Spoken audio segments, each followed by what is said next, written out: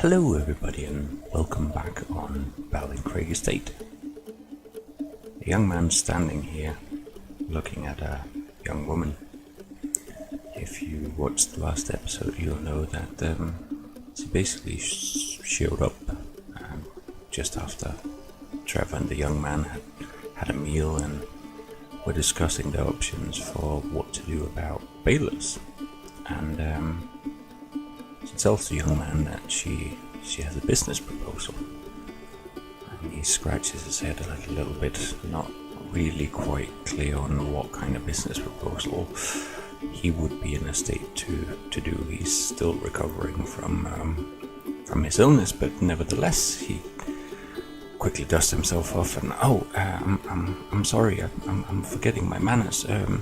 Would you like to come in and have a cup of tea or something? The young woman politely declines and says, I'll get straight to business instead. I have a flock of sheep that I bought. They're quite rare breed, and I need somewhere to stable them for the rest of this year before I get them transported. And my father lives in the village and mentioned that you were taking over up here on the farm, but that you didn't have any sheep. Perhaps you'd be willing to put them up. I'd pay you, of course.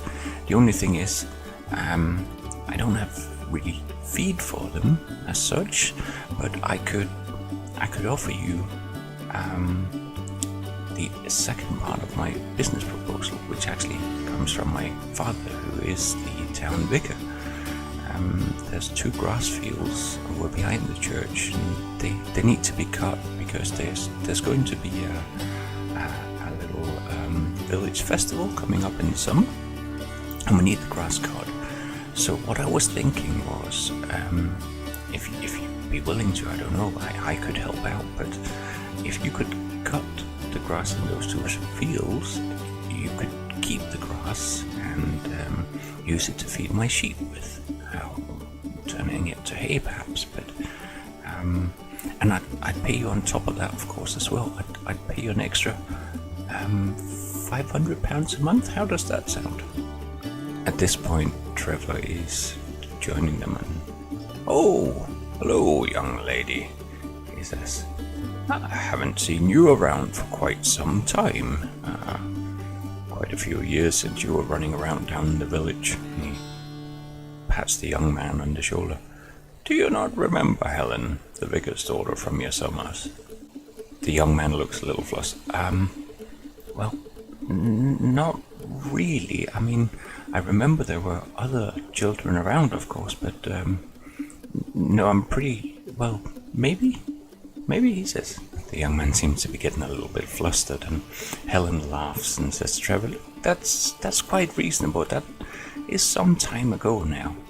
But anyway, well, what do you think about the sheep? And the young man kind of looks over to Trevor, who kind of seems to have gotten something in his eye, winking wildly at the young man and nodding his head. "Well, okay," says the young man, "but I have to admit, it's gonna place a lot of pressure on us because I only have a really old baler that produces small hay bales, so it's gonna take a long time to do the 2 extra fields. I've got a lot of work, and I really do have to focus on doing my own first." At this point, Helen smiles at the 2. "Would you be willing to entertain the idea of bigger bales? I might be able to sort something out." The young man looks a bit flustered again. "Sorry, what? How?" Helen explains, "Well, you know Mike from the workshop." "Yes, I know him," says the young man, not with a great deal of enthusiasm. "Well, Mike's always had a little thing for me," Helen giggles and says, "and I know he has an old baler sitting around the back. We might be able to borrow that, but leave that with me, and when can I bring the sheep in?" Trevor here cuts in, like, oh, you can bring them in as soon as you want.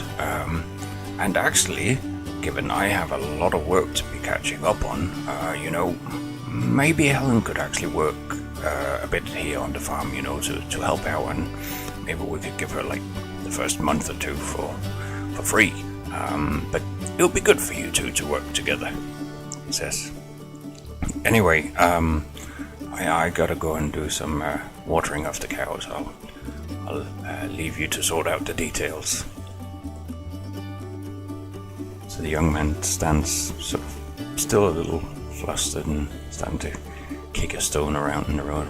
Well, he said, I mean, that would be great. Yeah, if you could help out, that would be amazing. I mean, I gotta cut and turn it and dry it, but if like you say, there's a possibility of getting a bigger bale, that would be an amazing help. Oh, great, says Helen. Well, leave that with me, and how about I come back tomorrow, and I'll find you around on the farm, and I'll let you know how we get on, and after that I'll start bringing in the sheep. I borrowed a tractor and a trailer for that, so if that's okay. Yeah, of course, says the young man. That'll be great. So, Helen, I'll see you tomorrow. Great, says Helen, and turns around and starts walking down the hill again. She's obviously decided to make the best use of a nice summer's day and walk instead.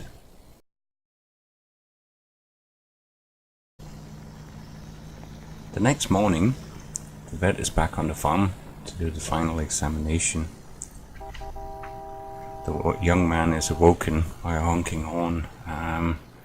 Although he's recovered, he still finds it he needs a fair amount of rest, but the vet is here and he's keen to get going, so the young man quickly scrambles out of bed to go and give the vet a hand. The vet is right up into the field almost straight away. He doesn't seem to be wasting any time, and the only thing the young man can really do is wait around a little nervously, hoping that they pass their clean bill of health. And before long, all the cattle have been issued with a clean bill of health at the mere cost of £1,250, which basically leaves our young man with less than £3,000 left to his name for the rest of the year. That bit does worry him a bit, but he is pleased because with a clean bill of health, these lovely cows here are back on their feet, and it'll be possible to start selling the milk again, and that will make a huge difference, of course, to the financial future of the farm.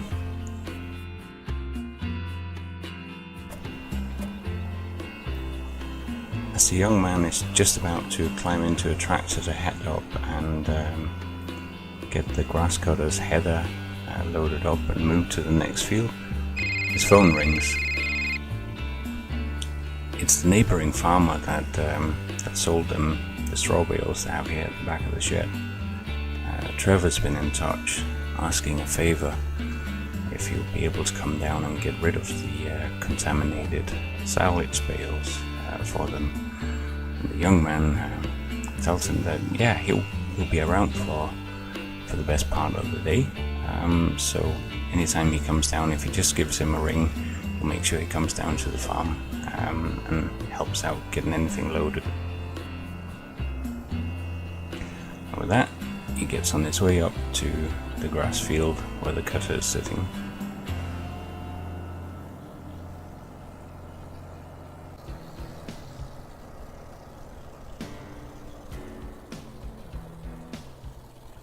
He feels a bit funny as he arrives back up in the field and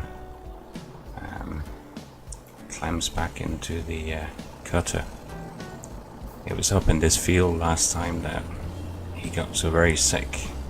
It's taken him a long time to get over it, but you also know that now it's not really a time for worrisome memories like that. There's way too much work to do, and at least glorious weather to do it in. So he gets the mower moved into the next field, and just needs to move the header in as well. He knows he's got to cut these fields down on the other side of the church as well, but he's a little bit, he doesn't want to start since he hasn't really spoken to the young lady since last night, and he's not quite, he sort of struggles a little bit to remember actually.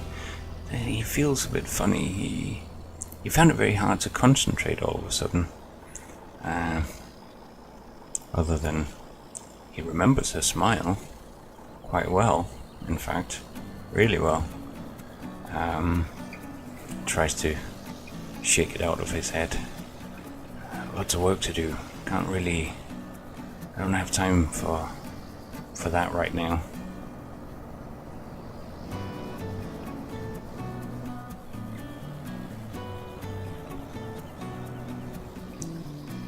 But he is thinking about the words that the young lady said last night about possibly being able to get hold of an old baler. That would simply be amazing. Imagine if instead of having to lift hundreds and hundreds of small bales, it would simply be possible to get a round bale onto these fields. That would speed things up so absolutely hugely.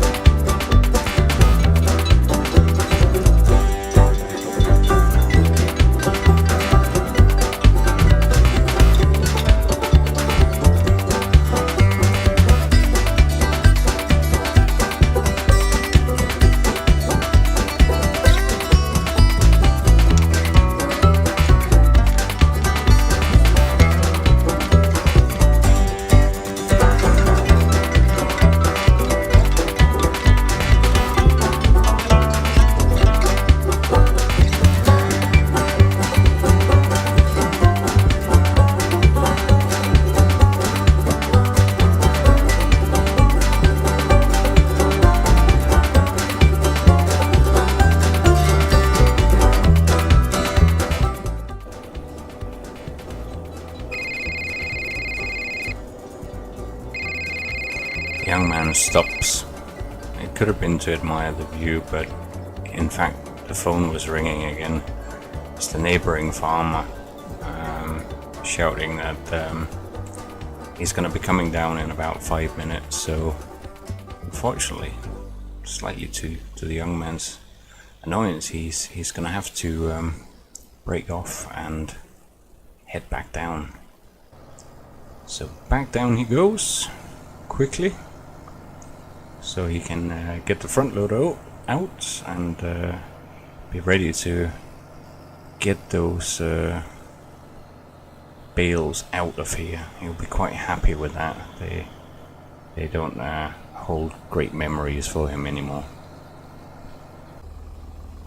It doesn't take too long to get the bales loaded, at least, since they're contaminated. There's no need to concern themselves with anything about piercing the wrap on these bales. So the young man waves at the neighboring farmer, who's promised that he'll dispose of them safely and properly, which the young man, after all, appreciates. He's starting to get a sense of actually being part of a community around here, even though he's only been here for a few weeks now.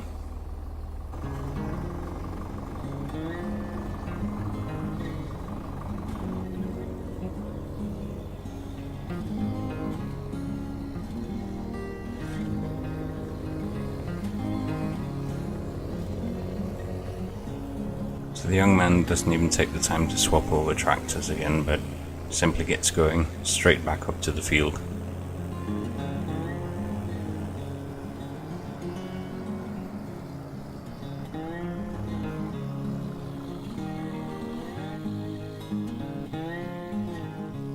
There's still much work to do, and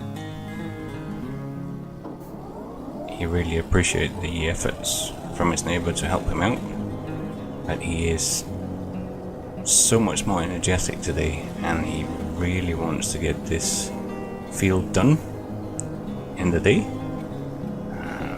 He's not quite sure when Helen, the young girl, or the young lady is gonna show up with the sheep, but he's hoping that he will now have some time to get this field cut. Although this cutter is rowing up the grass, it's going to have to be spread back out again to dry off to hay. And he's kind of hoping that he can get that done today as well. And with this glorious weather, it's perfect conditions for getting it dry fairly quickly.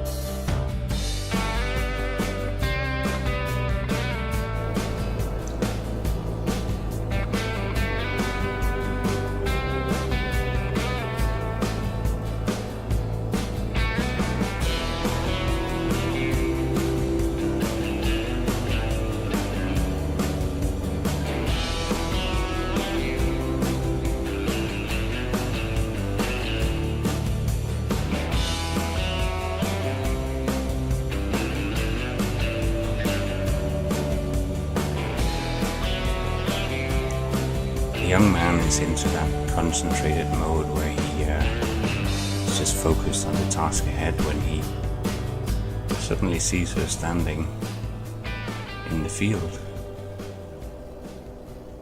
Comes to a stop. Hops out. "Hey," Helen says.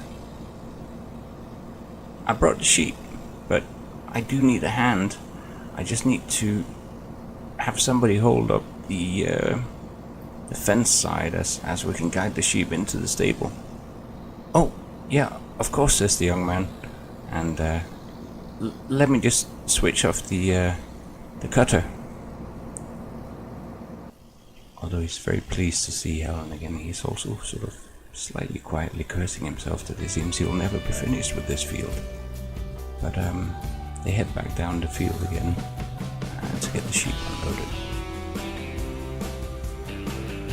As they're walking down, Helen carelessly chats with the young man, saying, "So you don't remember me at all from the summers here on your uncle's farm?" "Well," says the young man, "I do perhaps remember you," he says, blushing a little. She laughs. "Well, you were just a temporary visitor anyway," she says. But before they can get too far into the conversation, they've made it down to the sheep. Helen guides the young man and tells him to simply kind of cross-brace as she opens the gate to the trailer, and sheep should find their way in as long as they don't stray off to the rest of the farm. And with a short effort, there are sheep back on BallinCraig estate. Helen's climbed back up in the tractor and shouts out, "I'm gonna get the next load, and after that I'll go down and talk to Mike about that baler. You get back up in the field. I think I can manage the next load on my own, but if I can't, I'll come and find you." The young man nods as she sets off. So without wasting much time, the young man is once again on his way back up the hill to get this field done. He's mentally working out in his head how much he's covered so far and how frightfully much there's still left to do on these summer days, which, in spite of their long daylight periods actually already are starting to feel a bit short here for the young man. But at the same time, some different company, a few different things happening, it's making him feel pretty good. Feels like there's more life and purpose on the farm again, and although he hadn't really planned on taking in sheep or anything like that, it kind of feels like it's good to see the old stables back in use. He's pleased with that. Now everything can be planned to the last detail, and he's kind of enjoying coming out on the other side of his illness and rolling a bit with the opportunities as they arise. So that's it for this episode of BallinCraig Estate. As you might have noticed, this is called Busy Days Part 1, and that's because the next part will be coming up very shortly. It's already recorded, and there was plenty of material for 2 episodes, but I hope you're enjoying the series, and see you again soon. Thank you very much from Overcord Gaming.